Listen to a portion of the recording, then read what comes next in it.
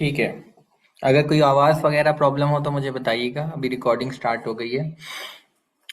तो अब है एसेसरी कस्प पे हम थे, जो कि कस्प ऑफ कैरिबला।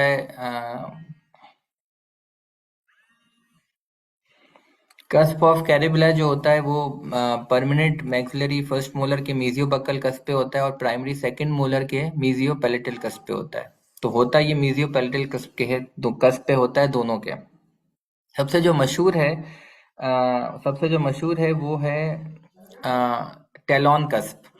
टेलॉन कस्प जो होता है ये सबसे ज्यादा अफेक्ट करता है मैक्सिलरी सेंट्रल इंसाइजर को। ये सेंट्रल इंसाइजर के जो सिंगुलम है, सिंगुलम कहते हैं पैलेटल सरफेस के सर्वाइकल थर्ड पे एक प्रोमिनेंस होती है, उसको सिंगुलम कहा जाता है। तो उस सिंगुलम से कभी कभी कस्प निकल जाता है, उसको कहते हैं टेलॉन कस्प। इसकी क्लासिफिकेशन मशहूर है, हत्ताब क्लासिफिकेशन, जो कि फाइनल ईयर के काम की नहीं है लेकिन पीजीज की काम की है। कि क्लास वन है कि वो आधे आधे क्राउन से ऊपर आ जाए। क्लास टू है वो आधे क्राउन से नीचे हो, ऊपर तो आए, नीचे से ऊपर जाता है ना, लेकिन आधे क्राउन से ऊपर ना जाए। और क्लास थ्री ये है कि वो बिल्कुल छोटा हो, बस प्रोमिनेंट हो थोड़ा सा ज्यादा। तो ये तीन किस्म के टेलॉन कस्प होते हैं।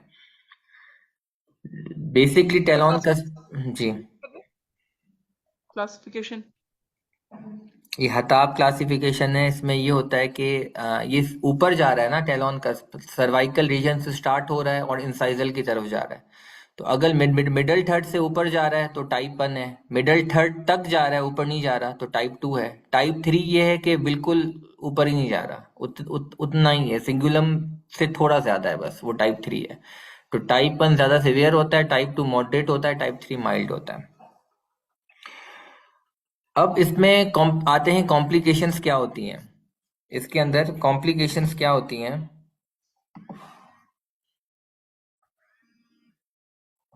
इसके अंदर कॉम्प्लिकेशंस क्या होती हैं कि कॉम्प्लिकेशन जो होती है सबसे पहले ये जो टेलॉन कस्प है, तो दांत और ये कस्प निकला हुआ है बाहर, ये कस्प है, ये इसका सर्वाइकल रीजन से ना बाहर कस्प निकला हुआ है एक अलग से टेलॉन कस्प। तो ये बीच में एक गैप आ गया, तो इस गैप के अंदर फूड इम्पेक्शन होती है, फूड प्लाक एक्यूमुलेशन होती है। तो number one plaque accumulation. Plaque accumulation की वजह से फिर कैरीज होती है, कैरीज की वजह से पल्पल पैथोलॉजी, पेरिडोंटल प्रॉब्लम, सारी चीजें होती हैं। मैनेजमेंट क्या है, मैनेजमेंट में हमारे पास, और उसके अलावा टेलॉन कस्प की वजह से एस्थेटिक्स में भी असर पड़ता है, बुरा लगता है, और उसके अलावा ऑक्लूजन में भी इंटरफेरेंस होती है। क्योंकि जब पेशेंट बाइट करेगा तो लोअर इंसाइजर की जो एज है ना वो उसको टेलॉन कस्प को हिट करेगी, तो बाइट करने में भी मुश्किल होगी। और कभी कभी नजर आता है अगर बड़ा हो तो देखने में भी बुरा लगेगा। और कैरीज और पल्पल पैथोलॉजी, पेरिडोंटल प्रॉब्लम्स वो अलग से, तो ये सारी क्लिनिकल प्रेजेंटेशन हो सकती है टेलॉन कस्प की। इसके अलावा मैनेजमेंट में क्या करेंगे, अगर एस्थेटिकली और ऑक्लूजन में बॉदर नहीं कर रहा हमें, तो फिर हम इसकी मॉनिटरिंग करेंगे और उसको जो गैप है कस्प के और दांत के बीच में, उसको हम फ्लूएबल सीलेंट से सील कर देंगे। खास तौर पे जब माइल्ड फॉर्म होता है टेलॉन कस्प का तो वो बॉदर नहीं करता, ना ऑक्लूजन में और ना स्टैटिक्स में, तो फिर उसको कुछ करने की जरूरत नहीं है। लेकिन अगर मॉडरेट है या सिवियर है, मॉडरेट यानी कि आधे तक आ रहा है, सिवियर यानी आधे से भी ज्यादा आ रहा है, तो जाहिर सी बात है ऑक्लूजन में भी प्रॉब्लम करेगा, स्टैटिक्स में भी करेगा। तो फिर उसको मैनेज करने की हमारे पास दो ऑप्शन है। ऑप्शन नंबर वन, इसको एक झटके से ना गले से काट दो, उसको पूरा काट दो आप एक झटके में। अब जब एक झटके में काटोगे तो इसके अंदर पल्प ही होता है, तो पल्प एक्सपोजर हो जाएगा, तो फिर पल्पोटमी करो और एमटीए लगा के इसको सील कर दो। लेकिन कुछ रिसर्चर्स कहते हैं कि, कुछ ऑथर्स कहते हैं कि यार, कुछ क्लिनिशियंस कहते हैं कि ये तो बहुत इन्वेजिव ऑप्शन है कि आपको दांत की बेवजह पल्पोटमी करनी पड़ी। तो उनकी राय के मुताबिक आपको पल्पोटमी नहीं करनी और आपको एक झटके से नहीं काटना। उन्होंने कहा है आपको सिलेक्टिव ग्राइंडिंग करनी है। यानी पेशेंट आज मेरे पास ओपीडी में आया और कह रहा है कि डॉक्टर साहब मुझे टेल आप मुझे ये देखें, मुझे बाइट करने में मुश्किल हो रही है। मैंने मुंह खोल के देखा तो टेलॉन कस्प था, सिवियर वाला। मैंने कहा ये तो प्रॉब्लम है वाकई। तो मैंने क्या किया, 1 to 3 मिलीमीटर रिडक्शन कर दी बर से। कितनी की, 1 to 3 मिलीमीटर। तो अभी तक पल्प नहीं आया, 1 to 3 मिलीमीटर रिड्यूस कर दिया। और मैंने पूछा अब तुम्हें कैसा लग रहा है, तो उसने कहा कि यार बेहतर लग रहा है, लेकिन डॉक्टर साहब थोड़ी सी सेंसिटिविटी हो रही है। मैंने कहा कोई इशू नहीं है। मैंने फ्लोराइड जेल लगाया, फ्लोराइड वार्निश उठाया, वो लगा दिया एज अ डिसेंसिटाइजिंग एजेंट। और मैंने कहा कि उन्होंने कहा कि डॉक्टर साहब थोड़ा अभी भी अजीब लग रहा है। मैंने कहा सब्र करो, वो नहीं डायलॉग मशहूर है, रुको जरा सब्र करो। तो मैंने कहा रुको जरा सब्र करो, 6 हफ्ते बाद आना मेरे पास। तो 6 हफ्ते बाद वो मेरे पास आया। यहाँ पे सवाल आता है, मैंने उसको 6 हफ्ते बाद क्यों बुलाया? मैं उसको 2 हफ्ते बाद बुला सकता था। नहीं, क्योंकि जो टर्शरी डेंटिन बनता है उसको 6 हफ्ते लगते हैं। अब पल्प के ऊपर टर्शरी डेंटिन बनेगा, क्योंकि वो उसको टाइम दिया है मैंने, क्योंकि मैंने बर्ड चलाया तो इरिटेशन हुई और डेंटोब्लास्ट स्टिमुलेट हुए और वो टर्शरी डेंटिन बनाएंगे। तो रिएक्शनरी टर्शरी डेंटिन बनेगा, और अगर ऑडेंटोब्लास्ट खराब हो गए तो फिर रिपेयरेटिव बनेगा। तो in any case tertiary dentine बनेगा। 6 हफ्ते बाद आया, टर्शरी डेंटिन बन गया। मेरे पास मजीद गुंजाइश है ट्रिम करने की, मैंने दोबारा से ट्रिम किया, ट्रिम करता गया, जब बगैर एले के। जब पेशेंट ने बोला बस करो डॉक्टर बस करो, दर्द हो रहा है, मैंने कहा ठीक है कोई मसला नहीं। फ्लोराइड एप्लीकेशन की, मैंने कहा फिर से 6 हफ्ते बाद आना। तो इस तरह मुझे सिलेक्टिव ग्राइंडिंग करनी है। तो एक तरीका ये है। इसमें क्या होता है, पेशेंट की कंप्लाइंस चाहिए होती है, टाइम टेकिंग है। और दूसरा कौन सा है कि एक ही झटके में उठाओ, जालिमों की तरह पर उठाओ, ठा करके दांत को टेलोन कस्प को तोड़ दो, और फिर जाहिर है पल्प एक्सपोज होगा तो उसकी फिर पल्पोटमी करनी पड़ेगी। तो ये थोड़ा सा इन्वेजिव अप्रोच है, लेकिन इसका फायदा क्या है कि एक ही विजिट में काम हो जाएगा। तो ये है टेलोन कस्प। तो हताब क्लासिफिकेशन भी हो गई, टेलोन कस्प भी हो गया। ये मैक्सिलरी सेंट्रल इंसाइजर में होता है। इवेजिनेटस, ये बेसिकली एसेसरी कस्प के अंदर आता है। एक और टर्मिनोलॉजी होती है डेंस इवेजिनेटस। इवेजिनेटस में मोस्टली प्रीमोलर में होता है, मैंडिबुलर प्रीमोलर में, खास तौर पे सेकंड प्रीमोलर में। उसमें क्या होता है, सेंट्रल फिशर पे एक और कस्प, एक और प्रोट्रूशन निकल आती है। कस्प नहीं बोलेंगे, एक और निकल के आती है प्रोट्रूशन। तो उसको कहते हैं लियोंग्स प्रीमोलर, और उसका भी यही तरीका है कि उसको एक ही झटके में काट दो या फिर सिलेक्टिव ग्राइंडिंग करो। तो लियोंग्स प्रीमोलर मैंडिबुलर सेकंड प्रीमोलर होता है, वो डेंस इवेजिनेटस की कैटेगरी में आता है। और टेलोन कस्प असेसरी कस्प की कैटेगरी में आता है। कोई सवाल हो तो पूछ लें।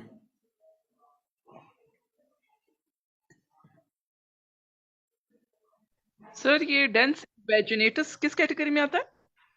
डेंस इवेजिनेटस किस कैटेगरी में आता है, मतलब वो तो अलग है। डेंस डेंस इवेजिनेटस में क्या होता है, एक प्रोट्रूशन हो गई है, दांत से प्रोट्रूशन निकल रही है। असेसरी कस्प का मतलब है अलग से पूरा कस्प निकल रहा है। और कस्प के अंदर इनेमल भी होता है, डेंटिन भी होता है, पल्प भी होता है, और उसके अंदर सिर्फ एक इवेजिनेशन हो रही है, जिसको प्रोट्रूशन कहते हैं। दांत का हिस्सा थोड़ा बाहर निकल रहा है, प्रोट्यूबरेंस कह सकते हो। राइट। और उसका एग्जाम्पल है लियोंग्स प्रीमोलर।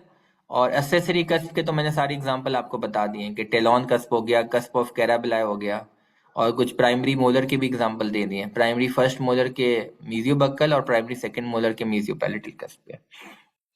ट्रीटमेंट सेम है, चाहे इवेजिनेटस हो चाहे वो क्या कहते हैं एसेसरी कस्प को। अब आते हैं डेंस इन्वेजिनेटस। इन्वेजिनेटस बेसिकली क्यों होता है, क्यों होता है जब एपिथेलियल लाइनिंग इनेमल ऑर्गन की इनफोल्डिंग होती है डेंटल पेपिला के अंदर, इस वजह से होता है इनफोल्डिंग ऑफ क्या कहते हैं, मतलब जो इनेमल एपिथेलियम है उसकी इन्वेजिनेशन इनफोल्डिंग हो जाती है डेंटल पेपिला के अंदर, तो फिर इन्वेजिनेशन हो जाती है, डेंस इन्वेजिनेटिस कहते हैं।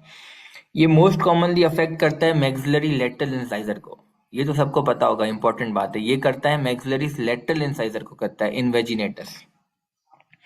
इसमें ओलर क्लासिफिकेशन इंपॉर्टेंट है, जिसके अंदर type 1, type 2, type 3, A B आता है। टाइप 1 में आता है जो इन्वेजिनेटस है वो विद इन द सीईजे है, विद इन द क्राउन है, वो इतना सिवियर नहीं होता, माइल्ड फॉर्म है। जो टाइप 2 है वो है बियॉन्ड सीईजे, यानी कि क्राउन से रूट की तरफ चला गया है, और वो लेकिन पीडीएल से कम्युनिकेट नहीं करेगा, और पल्प से कर सकता है, पीडीएल से नहीं करेगा। टाइप 3 में क्या होता है कि वो पीडीएल से कम्युनिकेट करेगा, पल्प से नहीं करेगा, वो पल्प को बाईपास करके सीधा पीडीएल की तरफ जाएगा। अब टाइप 3 में ए और बी दोनों आते हैं। एक में आता है कि वो पीडीएल से कम्युनिकेट करेगा, सेकेंडरी फोरामेन पे जाके अपना नया फोरामेन बनाएगा। और टाइप 3 बी में आता है नया फोरामेन नहीं बनाएगा, वो जो अपाइकल फोरामेन है वहीं जाकर कम्युनिकेट करेगा। तो ये ऑयलर क्लासिफिकेशन में 3 किस्म के डेंस इन्वेजिनेटर्स आते हैं। एक within the crown portion, within the cemento enamel junction, do not passing it, do not crossing it. Number 2 पे आता है कि नहीं, क्राउन को सीईजे को पास करके रूट पोर्शन में एंटर हुआ है और लेकिन पीडीएल तक नहीं जा रहा, उस विद इन द रूट है, पल्प तक जा रहा है, पल्प तक जा सकता है, मतलब मे रीच पल्प। लेकिन जो टाइप 3 है उसमें भी सीईजे को क्रॉस कर रहा है, लेकिन वो थोड़ा सा टेढ़ा क्रॉस कर रहा है, यानी कि पीडीएल की तरफ जा रहा है, पल्प की तरफ नहीं जा रहा। और पीडीएल की तरफ जाने के 2 रास्ते हैं, अगर वो अपना नया फोरामेन बना रहा है तो 3A हो गया, अगर एपिकल फोरामेन की तरफ ही जा रहा है उस रास्ते की तरफ तो फिर 3B हो गया। अब इसमें कॉम्प्लिकेशंस भी वही होती हैं कि इन्वेजिनेटस वाले हिस्से में क्या होगा, प्लाक एक्यूमुलेशन होगी, कैरीज होगी, पल्पल पैथोलॉजी होगी, सेल्यूलाइटिस हो सकता है, कभी कभी सेकेंडरी फोरामेन मौजूद होता है। और इसके अलावा रेडियोग्राफ में आप इसको अच्छे से डिटेक्ट कर सकते हो, रेडियोग्राफिक चेंजेस इसकी बहुत इंपॉर्टेंट है, डेंस इन्वेजिनेटिस की बहुत इंपॉर्टेंट है। नंबर 1 क्या होगा कि इनेमल बिल्कुल थिन होगा या एब्सेंट होगा। जो इन्वेजिनेटिस एरिया आपको नजर आएगा ना, उधर इनेमल या तो होगा ही नहीं या बिल्कुल पतला होगा। नंबर 2 जो पल्प होगा वो डिस्प्लेस्ड होता है, क्योंकि इन्वेजिनेटिस की वजह से पल्प थोड़ा सा डिस्प्लेस हो जाता है और नैरो स्लिट्स की तरह बन जाता है, इस तरह नैरो स्लिट्स बन जाता है, पल्प की शेप बदल जाती है और इसे दबा हुआ होता है। और पल्प के सराउंडिंग जो वॉल्स होती हैं वो डेंटिन की होती हैं, छोटी सी डेंटिन की वॉल्स होती हैं। और इसके अलावा जो रूट्स होती हैं वो उसकी थोड़ी सी एक्सपेंडेड होती हैं, रूट्स एक्सपेंडेड होती हैं। तो ये रेडियोग्राफिक इसकी प्रेजेंटेशन है डेंस इन्वेजिनेटिस की। और मोस्टली कभी कभी आपको सीबीसीटी करवाना पड़ता है ताकि आपको सही से पता चले कि ओलर की कौन सी क्लासिफिकेशन है, कि टाइप 1 है, 2 है, 3A है, 3B है। नॉर्मल पेरियोपाइकल रेडियोग्राफ में नहीं पता चलेगा। इसकी मैनेजमेंट में क्या करते हो, अगर बेसिक मैनेजमेंट डेंस इन्वेजिनेटिस की देखी जाए तो अगर अर्ली स्टेज में आपने उसको देख लिया और माइल्डर फॉर्म है तो फिर उसको सील कर लोगे पिट एंड फिशर सीलेंट से, ताकि प्लाक एक्यूमुलेशन वगैरह ना हो। लेकिन अगर पल्प इन्वॉल्व हो चुका है तो जाहिर सी बात है रूट कैनाल करोगे, लेकिन रूट कैनाल करना बहुत मुश्किल होता है, बहुत ज्यादा चैलेंजेस होते हैं। तो आपको स्टैटिक नेविगेशन की या फिर डायनेमिक नेविगेशन की हेल्प लेनी पड़ेगी। और उसके अलावा या तो पेरी रेडिकुलर सर्जरी में भी आपको करनी पड़े, और अगर बहुत सिवियर प्रॉब्लम हो सकता है तो फिर आपको एक्सट्रैक्शन करनी पड़ेगी। और कभी कभी आपको अगर रूट कैनाल कर रहे हो तो अपेक्सिफिकेशन करनी पड़ती है, क्योंकि सेकेंडरी फोरामेन होते हैं, ओपन अपेक्स होती है। तो ओपन अपेक्स की वजह से आपको पहले अपेक्सिफिकेशन करनी पड़ेगी, यानी कि अपाइकल एंड पे एम्प्टी का प्लग बनाना पड़ेगा। तो इसके मल्टीपल ट्रीटमेंट ऑप्शन से डिपेंड करता है, माइल्ड फॉर्म है, मॉडरेट है, सिवियर है। सिवियर में एक्सट्रैक्शन, माइल्ड के अंदर सिर्फ रेस्टोर कर दो, मॉडरेट के अंदर रूट कैनाल कर लो या फिर अपेक्सिफिकेशन करो या फिर पेरीरेडिकुलर सर्जरी करो। तो ये इस तरह है। ये बलबेरी के हिसाब से मैं बता रहा हूँ, बहुत बेसिक बेसिक बात है, अदरवाइज इसकी बहुत डीप नॉलेज है जो कि मैंने आर्टिकल्स वाले लेक्चर में बताया था। तो ये बहुत बेसिक बता रहा हूँ, मतलब ये तो बहुत याद करना आसान है, पीजीज के लिए तो ये बाएं हाथ का खेल है जो मैं ऊपर ऊपर से बता रहा हूँ। बलबेरी में इतना आसान करके लिखा हुआ है, कुछ भी नहीं लिखा हुआ। अब इसके बाद आते हैं टोरोडोंटिज्म। टोरोडोंटिज्म में तो कुछ खास नहीं लिखा हुआ। टोरोडोंटिज्म में ये लिखा हुआ है कि इसके सबसे पहले क्लिनिकल फीचर्स लिखे हुए हैं। नंबर 1, लार्ज क्राउन, क्राउन बहुत बड़ा होता है, बुल लाइक टीथ होता है ना, तो क्राउन बहुत बड़ा होता है। नंबर 2, कंस्ट्रिक्शन जो होती है सीमेंटो एनामल जंक्शन पे वो लॉस हो जाती है, होती नहीं है कंस्ट्रिक्शन। नंबर 3, अगर क्राउन बड़ा हुआ है तो जाहिर सी बात है रूट छोटी हो जाएंगी। नंबर 4, जो फर्केशन है ना वो ज्यादा नीचे हो जाती है, क्योंकि जाहिर सी बात है क्राउन इतना बड़ा है और फिर रूट छोटी है, तो फर्कल एरिया बहुत नीचे डिस्प्लेस हो गया, तो फर्केशन हैज बीन डिस्प्लेस्ड अपाइकली। तो ये 4 क्लिनिकल प्रेजेंटेशन वल्वेरी में लिखी हुई है। Large crown, large bulbous crown, no CEJ, CEJ का नो कंस्ट्रक्शन, सीईजे पे कंस्ट्रक्शन होती है वो एब्सेंट हो जाती है। Number 3, short roots. Number 4, furcation displaced अपाइकली।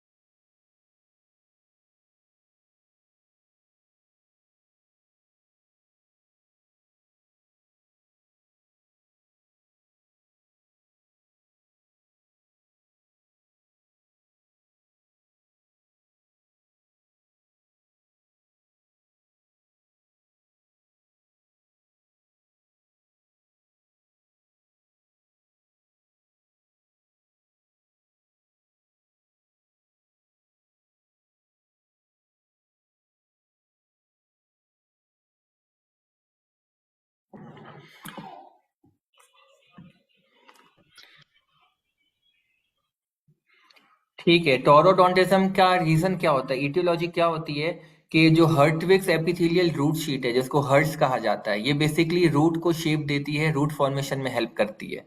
तो यहाँ प्रॉब्लम क्या आता है, यहाँ आता है कि लेट और failed invagination of Hertwig's. Hertwig's invagination होती है तब फिर जाके रूट को शेप आता है, तो इसमें क्या होता है, डिले इन्वेजिनेशन हो जाती है। तो delay invagination of Hertwig's epithelial root sheath की वजह से टोरोडोंटिज्म होता है। इसको बुल लाइक टीथ कहा जाता है क्योंकि क्राउन इसका बहुत ज्यादा बड़ा है। बस इसके अंदर यही खास बात है और इतनी कोई खास बात नहीं है। इसकी मैनेजमेंट में फिर देखा जाता है कि सिम्टम्स वगैरह हैं या नहीं है, अगर हैं तो फिर कोशिश करके पल्पोटमी से काम चलाया जाता है क्योंकि इसकी रूट कैनाल करना बहुत मुश्किल होता है, छोटी रूट्स होती हैं। तो मोस्टली इसकी एक्सट्रैक्शन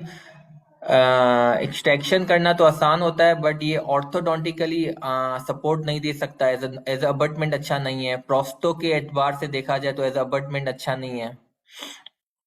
और पेरियो के हवाले से देखा जाए तो फर्केशन नीचे है तो ज्यादा पेरियो स्टेबल दांत होता है क्योंकि फर्केशन बहुत देर से इन्वॉल्व होती है।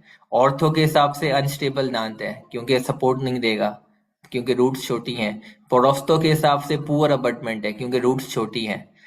सर्जरी के हिसाब से अच्छा दांत है, जल्दी एक्सट्रैक्ट हो जाएगा, रूट्स छोटी हैं तो लग्सेट होने में टाइम नहीं लगता। तो ये सारी चीजें हैं और एंडो करना इसकी बहुत मुश्किल है, छोटी रूट से परफोरेशन हो सकती है, बहुत प्रॉब्लम्स हो सकते हैं। तो अगर जरूरत पड़ी तो पल्पोटमी से काम चला लो। ये मोस्टली मोलर्स में होता है लेकिन प्री मोलर्स में भी हो सकता है, लेकिन मोस्टली ये मोलर्स में ही होता है। अब इसके अलावा आते हैं असेसरी रूट्स यानी कि एक्स्ट्रा रूट। एक्स्ट्रा रूट जो है मोस्ट कॉमनली देखी जाती है आपको प्राइमरी डेंटिशन में देखी जाती है, मोलर्स में यानी कि एक्स्ट्रा रूट हो जाना। परमानेंट डेंटिशन में ये देखी जाती है मैक्सिलरी इंसाइजर के अंदर, मैंडिब्यूलर कैनाइन के अंदर, प्रीमोलर्स और मोलर्स के अंदर। ये अगर मेरा नहीं ख्याल सवाल आएगा, लेकिन अगर थोड़ा बहुत नाम याद करना है तो याद कर लो। तो ये हमारा बेसिक चैप्टर खत्म होता है। अब हम आते हैं EI और DI पे आते हैं, लेकिन उससे पहले हम बात करेंगे रीजनल ओडोंटोप्लेजिया। रीजनल ओडोंटोप्लेजिया क्या होता है कि इसमें ओडोंटो डिस्प्लेजिया यानी कि इनेमल और डेंटिन डिफेक्ट्स, इनेमल भी डिफेक्ट, ओडोंटो डिस्प्लेजिया, ओडोंटो में इनेमल भी आ गया, डेंटिन भी आ गया। तो it affects both enamel and dentine और ये मोस्टली होता है एंटीरियर टीथ में होता है। और इसमें क्या होते हैं, जो क्राउन्स होते हैं ना वो बहुत पुअरली डेवलप्ड होते हैं क्योंकि एनेमल डेंटिन तो दोनों खराब बना है, तो क्राउन कितने खराब होंगे। पल्प चैम्बर बहुत बड़े होते हैं, पल्प चैम्बर बड़े होते हैं, एनेमल डेंटिन खराब होते हैं, तो जल्दी से पल्प एक्सपोज हो जाता है, थोड़ी सी कैरीज लगती है, पल्प एक्सपोज हो जाता है, सेल्यूलाइटिस बन जाता है, एब्सेस हो जाता है। और इसके रूट्स के भी ओपन अपाइसिस होते हैं, ओपन अपेक्स होता है क्योंकि रूट फॉर्मेशन सही से होती ही नहीं है क्योंकि पल्प जल्दी खराब हो जाता है। तो ये बहुत सारी प्रॉब्लम्स है। तो इसको बेसिकली एक नाम दिया गया है गोस्ट टीथ यानी भूत वाले दांत, क्योंकि जब आप OPG में देखोगे तो अजीब किस्म के क्राउन बने हुए होंगे, ओपन अपाइसिस होंगी, पल्प चैम्बर बड़े होंगे, एनेमल डेंटिन माल फॉर्म्ड होंगी, धज्जियां उड़ी हुई होंगी। तो ऑर्डंटो डिस्प्लेजिया, ऑर्डंटो का मतलब ही ये है कि बोथ इनेमल एंड डेंटिनल डिफेक्ट्स, और ये होता इंटीरियर टूथ के अंदर है। गोस्ट टीथ बहुत इंपॉर्टेंट बात है, ये इसकी एक्सरे की फाइंडिंग है, तो BCQ में आ सकता है गोस्ट टीथ कौन से होते हैं, जिन वाले कौन से होते हैं। इसके अलावा हम आते हैं क्रोनोलॉजिकल हाइपोप्लेजिया पे आते हैं। क्रोनो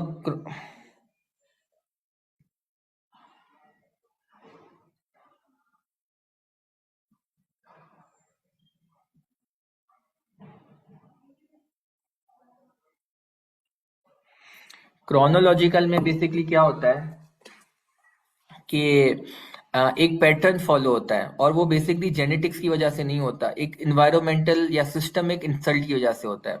फॉर एग्जाम्पल माँ को हो गया जब बच्चा पेट में था, या छोटे बच्चे में वो प्रॉब्लम आ गई, या कोई बीमारी, या कोई ड्रग्स खा ली, या कुछ पानी during tooth development, during tooth calcification, या ड्यूरिंग टूथ इरप्शन। तो इस तरह का कोई इन्वायरमेंटल या सिस्टमिक स्ट्रेस आता है, इंसल्ट होती है, जिसकी वजह से एक माल फॉर्मेशन आ जाती है दांतों में या डिस्कलरेशन हो जाती है, लेकिन वो एक पैटर्न फॉलो होता है, क्रोनोलॉजिकल पैटर्न। तो इसको कहते हैं chronological hypoplasia.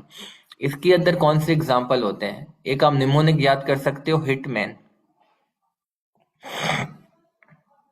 H for hypothyroidism या हाइपोपैराथायरॉयडिज्म, ये एक डिजीज, अगर बीमारी है बच्चों में तो एक क्रोनोलॉजिकल हाइपोप्लेजिया हो सकता है। दूसरा I for infection, rubella infection, उसमें भी हो सकता है। फिर टी फॉर थैलीडोमाइड ड्रग, उसमें भी हो सकता है। M for metabolic disorder, metabolic या haematological disorder, metabolic disorder, M for. और मेटाबॉलिक डिसऑर्डर हो गया। और उसके अलावा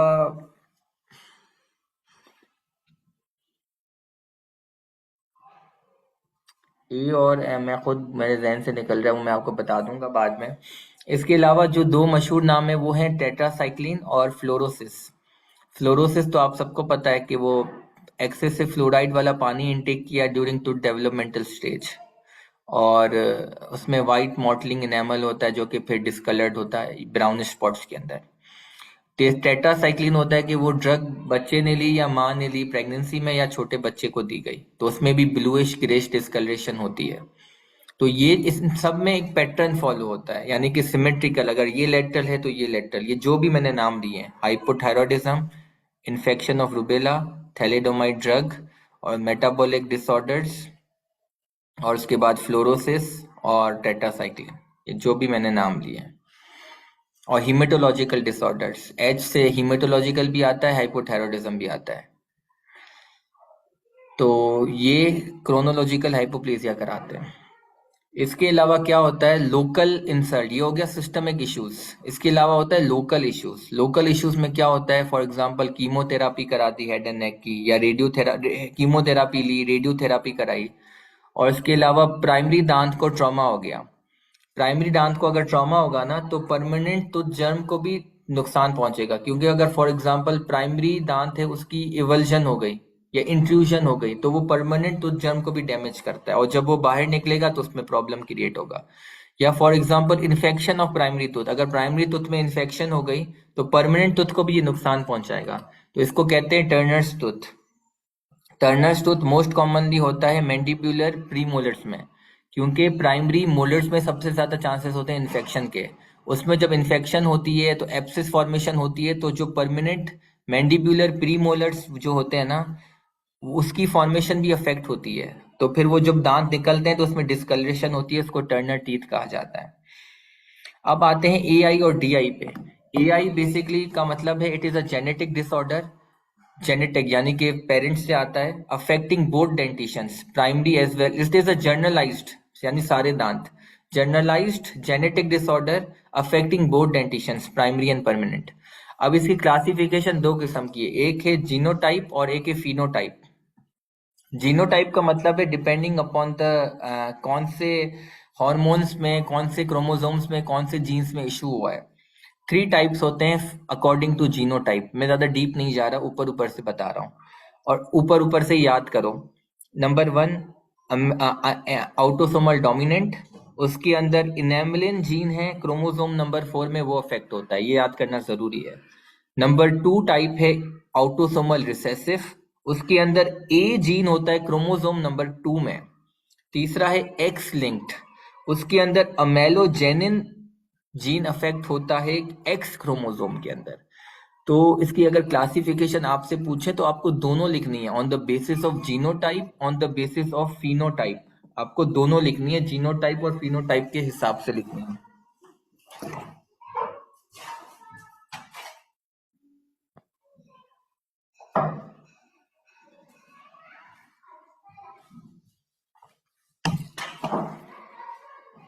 ठीक है, जीनोटाइप और फिनोटाइप में आ गया ऑटोसोमल डोमिनेंट, ऑटोसोमल रिसेसिव और एक्स लिंक।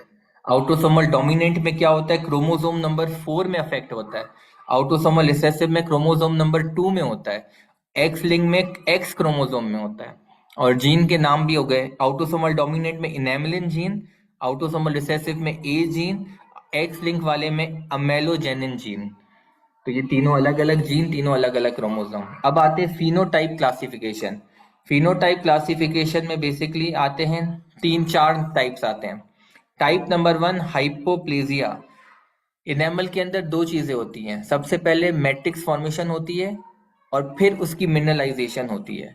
अगर हाइपोप्लेजिया का मतलब है डिफेक्ट इन मैट्रिक्स फॉर्मेशन, यानी कि थिन इनेमल होगा लेकिन उसकी मिनरलाइजेशन कंप्लीट होगी, हार्ड होगा, thin but hard enamel, because mineralisation complete है लेकिन उसकी मैट्रिक्स फॉर्मेशन नहीं थी तो वो इतना मोटा नहीं बना, पतला इनेमल है।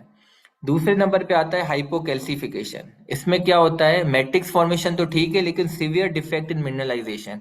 तो इनेमल की थिकनेस तो एडिक्वेट होती है लेकिन वो बहुत सॉफ्ट सॉफ्ट होता है, जल्दी से वेयर ऑफ हो जाता है या कैरीज में टूट जाता है, और डिस्कलरेशन होती है, बहुत भी पोरस होता है क्योंकि मिनरल्स नहीं होते हैं। जब हाइपो मिनरलाइज होता तो मतलब थिक इनेमल होता है बट वो क्या होता है, बहुत सॉफ्ट होता है क्योंकि उसमें मिनरल्स नहीं होते हैं। जब मिनरल्स नहीं होते तो पोर्स होते हैं और उस पोर्स की वजह से डिस्कलरेशन जल्दी होती है। तो येलोइश ब्राउनिश डिस्कलरेशन होती है बहुत ज्यादा टाइप 2 में। टाइप 3 है हाइपोमैच्योरेशन। हाइपोमैच्योरेशन में क्या होता है, उसमें भी मिनरलाइजेशन में डिफेक्ट होता है लेकिन वो थोड़ा माइल्ड होता है। टाइप 4 है, it is a combination of type 3 and type 1, उसको टाइप 4 कहते हैं। और इसमें टोरोडोंटिज्म भी होता है साथ में। तो type 4 is a combination of type 3 and type 1 along with taurodontism. तो ये चार टाइप्स हो गए, रिपीट कर रहा हूँ। टाइप 1 हाइपोप्लेजिया, टाइप 2 हाइपोकैल्सिफिकेशन यानी severe defect in calcification, mineralisation matrix ठीक है। Type 3 hypomaturation, defect in mineralisation but milder defect. और type 4 is a combination of type 1 and type 3 plus taurodontism. एक और सवाल हो सकता है, एआई कौन कौन से सिंड्रोम से या कौन कौन से प्रॉब्लम से एसोसिएटेड होता है। तो ये आपको नाम याद करने पड़ेंगे, इसका कोई खास कॉन्सेप्ट नहीं है। Taurodontism, pulpal calcification, root resorption, missing teeth, failed eruption. इसका मतलब ये है कि जिन जिन दांतों में मिसाल मुझे एआई है, अगर मुझे एआई है तो मुझे टोरोडोंटिज्म होने के चांसेस बढ़ गए हैं, मुझे पल्पल कैल्सिफिकेशन के चांसेस बढ़ गए, फील्ड इरप्शन होने के चांसेस बढ़ गए, मिसिंग टीथ होने के चांसेस बढ़ गए, रूट डिसॉर्प्शन होने के चांसेस बढ़ गए, और छठे नंबर पे एंटीरियर ओपन बाइट होने के चांसेस बढ़ गए। तो इन 6 बातों में से कोई में से इनमें इनके चांसेस बढ़ जाते हैं जिन पेशेंट को एआई ऑलरेडी है। तो ये अलग से सवाल आ सकता है, इसलिए इसमें कोई ज्यादा डिटेल में जाने की जरूरत नहीं है कि क्यों चांसेस बढ़ गए। क्यों को छोड़ो तुम ये 6 नाम याद कर लो। और आखिर में आता है कि क्या क्या चैलेंजेस होते हैं एआई वाले पेशेंट की, एआई वाले दांतों के अंदर डेंटिस्ट के लिए, पेशेंट के लिए। नंबर 1 सेंसिटिविटी बहुत ज्यादा होगी क्योंकि पतला इनेमल है। नंबर 2 सॉफ्ट इनेमल होता है खास तौर पे टाइप 2 में, तो जल्दी वियर ऑफ होगा। नंबर 3 जल्दी कैरीज होगा। और सेंसिटिविटी होगी तो टूथब्रश सही से नहीं करता पेशेंट, टूथब्रश नहीं करेगा तो फूड अक्यूमुलेशन होगी, फूड अक्यूमुलेशन होगी तो फिर पेरियोडोंटल प्रॉब्लम्स होंगे, कैरीज और ज्यादा होगा। और उसके अलावा इनेमल की क्वालिटी अच्छी नहीं होती तो बॉन्डिंग भी अच्छी नहीं होगी रेस्टोरेशन की, तो ये भी प्रॉब्लम आएगा। और उसके अलावा एंटीरियर ओपन बाइट भी हो जाता है क्योंकि इनेमल वियर ऑफ होना, जल्दी जल्दी वियर ऑफ होता है ना, तो दो एंटीरियर ओपन बाइट का मतलब है अपर टीथ और लोअर टीथ में गैप हो जाना। तो जब इनेमल इतना पतला होगा या वियर ऑफ होगा तो ऑटोमेटिकली एंटीरियर ओपन बाइट हो जाएगा।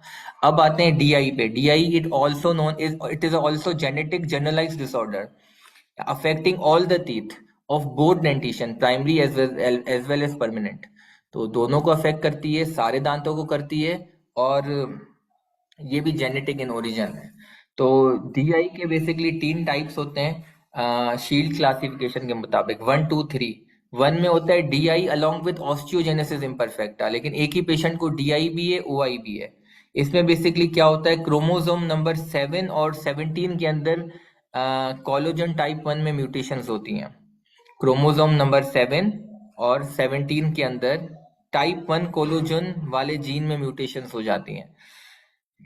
क्लासिफिकेशन डीआई की नंबर 2 है विदाउट ओआई, यानी कि ऑस्टियोजेनेसिस इम्परफेक्ट नहीं है, इसको कहते हैं क्लासिकल ऑप्लेस्किन डेंटिन विदाउट ओआई, सिर्फ प्योरली डीआई है। और टाइप नंबर 3 है ब्रेंडीवाइन आइसोलेट, ये सिर्फ एक कम्युनिटी को हुआ था, ब्रेंडीवाइन कम्युनिटी को। जो टाइप 2 और टाइप 3 है इसमें म्यूटेशन आती है डेंटिन सियालोफॉस्फोप्रोटीन के अंदर, और टाइप 1 में आती है क्रोमोसोम नंबर 7 एंड 17 में, कोलोजन में। और टाइप 2 और टाइप 3 में आती है डेंटिन सियालोफॉस्फोप्रोटीन के अंदर। इसके अंदर क्लिनिकल सिम्टम्स क्या होते हैं कि मैं थोड़ा जल्दी इसलिए बता रहा हूँ, 2 मिनट है, जूम लिंक बंद हो जाएगा, नया लिंक शुरू नहीं करूंगा मैं। और ऑप्लोस्किन डेंटिन होता है जिसका बेसिकली ग्रेश ब्राउन कलर होता है, ब्लूइश ग्रेश ब्राउन कलर होता है, नंबर 1। नंबर 2, इसका जो डेंटिन है वो हैप्पैज़ार्ड फॉर्मेशन होती है डेंटिन की, डिसऑर्गेनाइज फॉर्मेशन होती है, जिसकी वजह से पल्प है ना वो ऑब्लिटरेट हो जाता है, या पार्शियल या कंप्लीट ऑब्लिटरेशन। आप जब ओपीजी में देखोगे तो आपको पल्प बहुत छोटे नजर आएंगे। इसके अलावा जो क्राउन है वो बहुत बल्बस होते हैं, ऐसे मोटे मोटे क्राउन होते हैं साइड से। और जो इसकी कॉन्वेक्सिटी है सीईजे पे, जो कंस्ट्रक्शन है वो मार्क्ड कंस्ट्रक्शन है। तो आप ओपीजी में ना आपको ऐसे ऐसे क्राउन नजर आएंगे, मार्क कंस्ट्रक्शन नजर आएगी, कि आप देख लोगे यार इतनी सीईजे पे ना कंस्ट्रक्शन नॉर्मल होती है ना, कुछ ज्यादा ही कंस्ट्रक्शन नजर आएगी, और बल्बस क्राउन होंगे। और इसकी जो रूट्स हैं वो बहुत छोटी होंगी, thin and small roots, bulbous crown, marked constriction, और पल्प चैम्बर आपको या तो एब्सेंट होंगे या बहुत छोटे होंगे। तो आप हमेशा ओपीजी में आराम से डायग्नोस कर लोगे डीआई को। इसमें इनेमल भी वेयर ऑफ होता है। इनेमल क्यों वेयर ऑफ होता है जबकि डेंटिन का इशू है? क्योंकि जो डेंटिनो इनेमल जंक्शन है वो कमजोर होता है, और डेंटिनो इनेमल जंक्शन जो है वो बेसिकली इनेमल को होल्ड करके रखता है। अब वो जंक्शन ही कमजोर है, जिसकी वजह से फिर इनेमल वेयर ऑफ होना शुरू हो जाता है। इसमें क्या चैलेंजेस आते हैं? सेम चैलेंजेस आते हैं एआई वाले। सेंसिटिविटी होगी, टूथ ब्रशिंग नहीं कर पाएगा सही से सेंसिटिविटी की वजह से। और सेंसिटिविटी क्यों होती है? क्योंकि इनेमल वेयर ऑफ होता है। और सेंसिटिविटी होगी तो ब्रश नहीं करेगा, ब्रश नहीं करेगा तो प्लाक एक्यूमुलेशन होगी, प्लाक एक्यूमुलेशन होगी तो कैरीज होगा, पेरिडोंटल प्रॉब्लम्स होंगे, टूथ वेयर होना शुरू होगा। ये सारे मसाइल होते हैं, सारे सेम प्रॉब्लम्स होंगे, सारी सेम चीजें होंगी। और इसके अलावा एक्सट्रैक्शन थोड़ी मुश्किल होती है पेशेंट्स में। रूट कैनाल करना मुश्किल होती है डीआई में, ये एक्स्ट्रा बात है। रूट कैनाल करना मुश्किल होती है, ये एक्स्ट्रा बात है। क्यों? क्योंकि शॉर्ट रूट्स होते हैं, पल्प चैम्बर ऑब्लिटरेट होते हैं। एक्सट्रैक्शन मुश्किल होती है,